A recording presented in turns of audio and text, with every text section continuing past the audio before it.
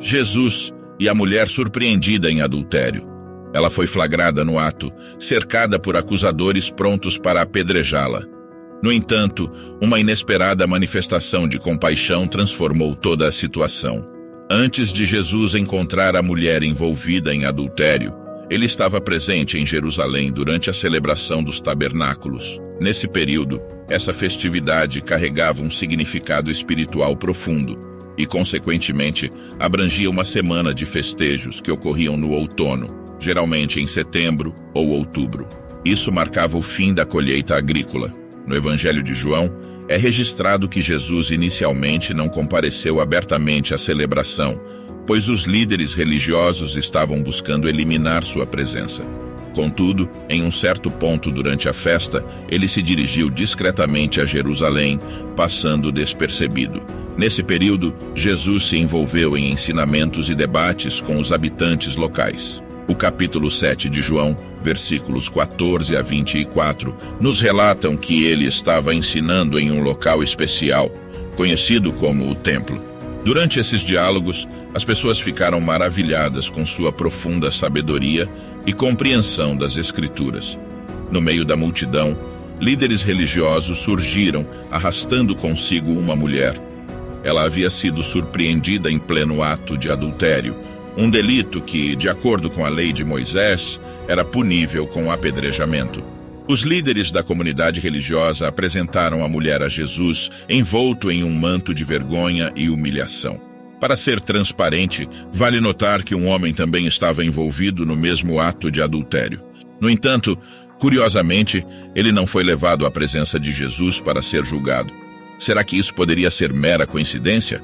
Embora o adultério representasse um crime que merecia a pena de morte segundo a lei, os critérios de prova em casos que resultavam em execução eram extremamente rigorosos. Múltiplas testemunhas precisavam estar presentes durante o ato e todos os depoimentos dessas testemunhas deveriam ser inteiramente congruentes. Na realidade, praticamente ninguém era executado por conta desse crime, uma vez que o adultério era considerado uma questão extremamente privada. Nesse momento, a narrativa da mulher envolvida em adultério ganha vida. Enquanto os acusadores estavam preparados para apedrejá-la, eles desafiaram Jesus, como é descrito em João 8, versos 4 e 5, e lhe disseram: Mestre, esta mulher foi surpreendida em flagrante delito de adultério, e na lei, Moisés nos ordenou apedrejar tais mulheres. E você o que diz? Com isso, eles tinham um plano oculto, desejavam encurralá-lo. Se Jesus ordenasse a libertação dela, pareceria que ele estava indo contra a lei de Moisés. Se ordenasse a execução, demonstraria severidade e possivelmente crueldade aos ouvidos de algumas pessoas. Além disso, isso contrariaria a lei romana, já que os romanos haviam negado o direito de executar penas por crimes de natureza religiosa. Isso se assemelhava ao dilema que Jesus enfrentou no livro de Mateus em relação ao pagamento de impostos a César. Deuteronômio, capítulo 22, versículo 22, estabelece: se alguém for encontrado deitado com a mulher casada com outro homem, ambos morrerão. Embora a lei possa parecer inflexível à luz dos tempos atuais, em uma sociedade carente de diretrizes claras, ela contribuía para a estabilidade e evitava desordens. No entanto, havia um segundo aspecto na legislação de Moisés: a compaixão. A intenção não era apenas punir o erro, mas também promover o aprimoramento das pessoas, a correção do que estava errôneo e a coesão comunitária. O espírito subjacente à lei almejava garantir uma coexistência harmoniosa, na qual todos cuidassem uns dos outros. Equilíbrio era a chave. A mesma lei que demandava justiça também enfatizava amor, benevolência e compaixão. Nessa fusão de justiça e compaixão, encontramos o cerne verdadeiro de Deus. Os líderes religiosos citaram a lei de Moisés em busca de justiça. Eles observaram a letra da lei, mas não compreenderam seu significado mais profundo. Sua ânsia por justiça obscureceu o chamado mais intrínseco da lei, por misericórdia e restauração.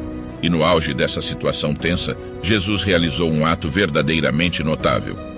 Jesus inclinou-se e começou a traçar marcas no chão com o dedo.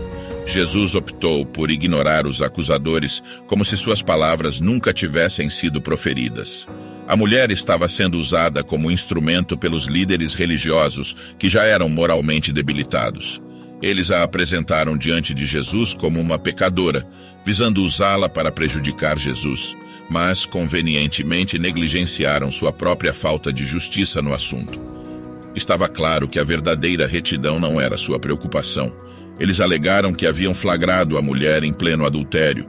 Contudo, não trouxeram o homem culpado para enfrentar Jesus. Era possível que o homem fosse afiliado a eles e que a mulher tivesse sido instrumentalizada como uma peça em sua disputa com Jesus.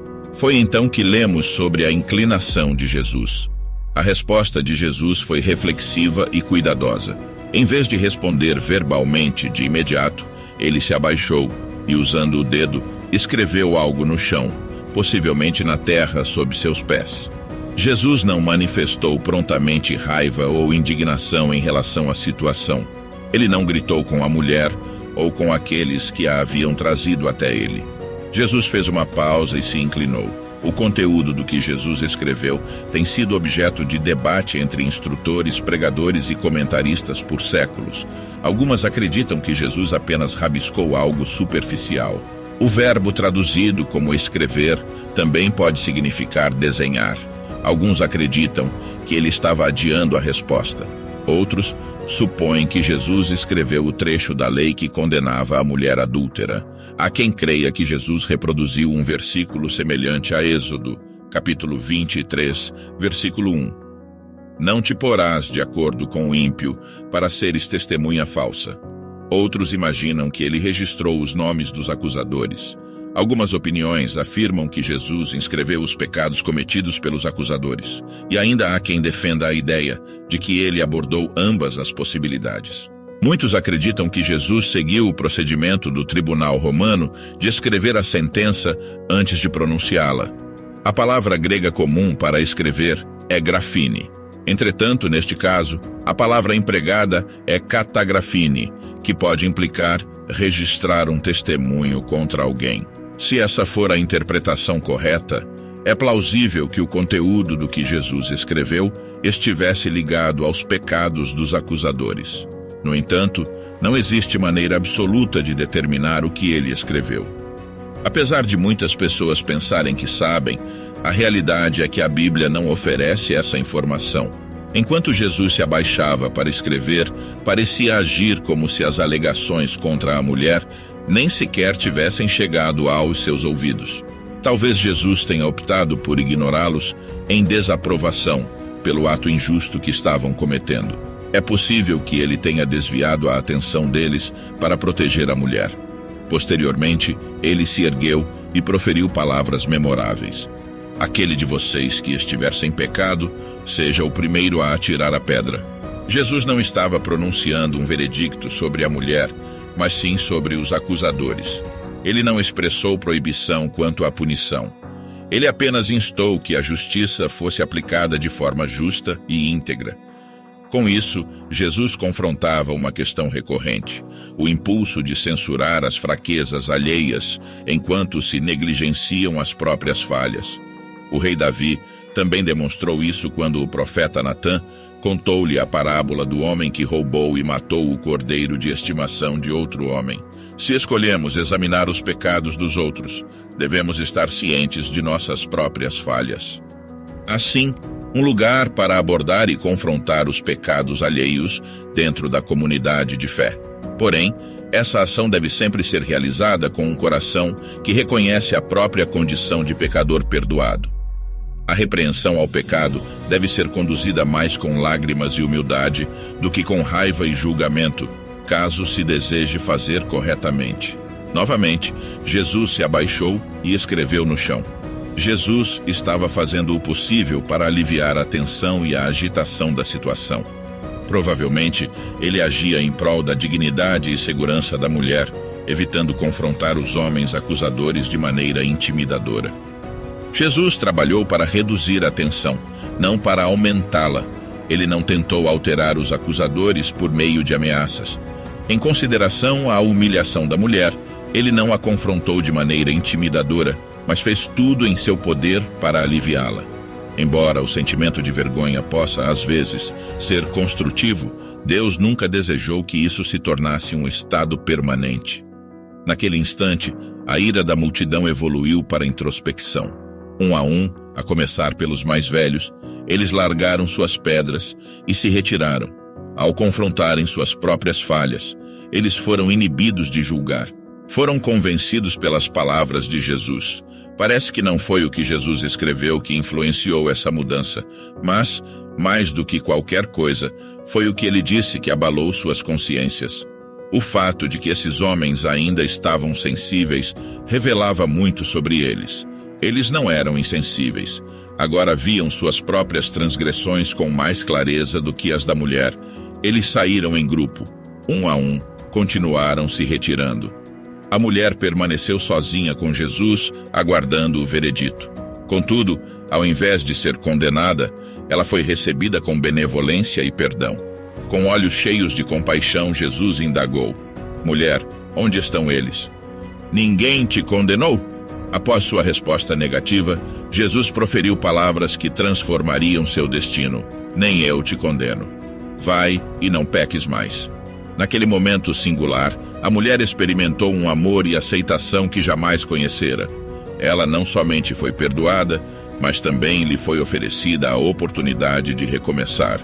Em certo sentido, Jesus assumiu a responsabilidade por sua culpa. Ele era o único ali livre do pecado e, possuindo total conhecimento, teria sido o único justificado para lançar a primeira pedra.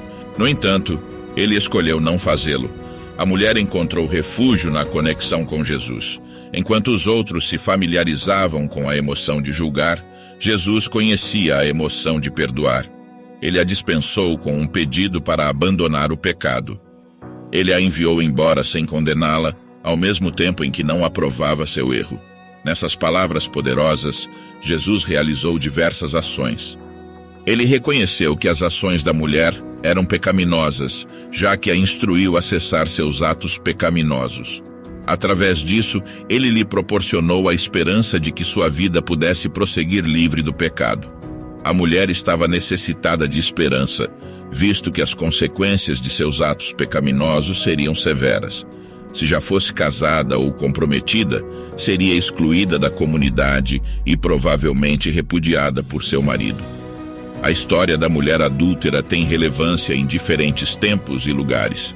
Ela ilustra a tremenda gentileza e misericórdia de Jesus, lembrando-nos de que ninguém está além da necessidade de ser resgatado de situações difíceis ou ruins e que a amabilidade e a empatia têm o poder de transformar corações. Ao longo da Bíblia, encontramos muitos exemplos de pessoas rejeitadas, pecadoras e esquecidas, que foram tocadas pela inabalável misericórdia de Deus e se tornaram fervorosos seguidores de Cristo. Desde Maria Madalena, que enfrentava tormentos por conta de 7 demônios, até Joana, esposa do mordomo de Herodes, e muitos outros. Essas pessoas foram tocadas pelo amor e pela cura de Cristo, transformando-se e dedicando suas vidas à disseminação da mensagem do reino de Deus. Nosso Deus não busca meramente punir, mas sim auxiliar e conceder uma nova oportunidade para fazer o que é correto. Imagine um belo vaso que foi quebrado em pedaços. Agora, visualize esse mesmo vaso não apenas sendo colado, mas restaurado a uma beleza ainda maior. Isso, de certo modo, reflete o significado da redenção na Bíblia. A redenção é como a restauração, envolve pegar algo fragmentado e torná-lo completo novamente. Quando Jesus demonstrou gentileza e perdoou a mulher que havia cometido um erro, ele não apenas a salvou da punição, mas também lhe ofereceu um novo começo. A vida dela, que anteriormente estava cheia de dificuldades, foi transformada e renovada. Independentemente das transgressões cometidas, qualquer pessoa que tenha errado, qualquer pecador, ainda pode vislumbrar um futuro mais positivo. Assim como um vaso que não é apenas restaurado, mas é elevado a uma beleza superior. Isso é uma parte do que a redenção significa na Bíblia. A redenção se assemelha à restauração. É sobre pegar algo quebrado e torná-lo completo novamente.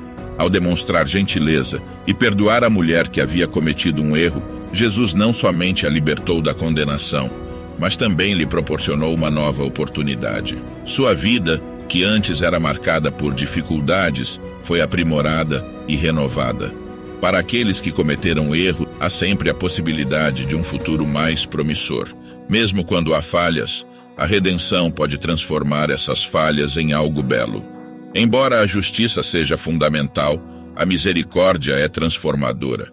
A lei de Moisés não consistia apenas em seguir regras, mas em compreender seu propósito profundo, orientando a humanidade em direção ao amor, à justiça e à redenção. A história da mulher adúltera, relatada em João 8, 3:12, transcende uma mera narrativa de misericórdia. Ela oferece uma profunda revelação do caráter de Deus e um desafio às normas sociais. Todos pecaram e destituídos estão da glória de Deus, como é mencionado em Romanos 3, 23. Esse versículo em particular esclarece que todos cometeram erros. Enquanto os acusadores se retiravam, deixando a mulher sozinha com Jesus, o único verdadeiramente qualificado para lançar uma pedra, ele optou por não fazê-lo. Ao longo de toda a Bíblia, fica claro que a misericórdia divina não se trata apenas de oportunidades secundárias, mas de transformação. Conforme Tito 3, 5 ressalta: não por obras de justiça que houvéssemos feito, mas, segundo a sua misericórdia, nos salvou. Essa história é a história de cada um de nós. Em um mundo inclinado a julgar, Deus oferece uma mão de misericórdia, desafiando-nos a aceitá-la e a estendê-la. Afinal, é no acolhimento de sua misericórdia que descobrimos nosso verdadeiro propósito. Caso em algum momento você se sinta distante do amor e da graça divina, relembre essa história. Jesus não veio ao mundo para condenar, mas para salvar e transformar vidas. Sua misericórdia é infinita e Ele está sempre pronto para estender sua mão de perdão a todos que a buscam. Independentemente do passado, há esperança e renovação em Cristo. Que essa narrativa nos inspire a buscar a misericórdia e a transformação de Deus em nossas próprias vidas, bem como a compartilhar essa graça com aqueles ao nosso redor. Se as palavras desta narrativa ressoaram profundamente em seu coração, convido você a compartilhar seus pensamentos e sentimentos nos comentários. Se você ainda não é inscrito, considere se inscrever no canal e ativar o sino para receber notificações sobre nossos próximos vídeos. Que a graça de Deus continue a abençoar a sua jornada e que Deus te abençoe.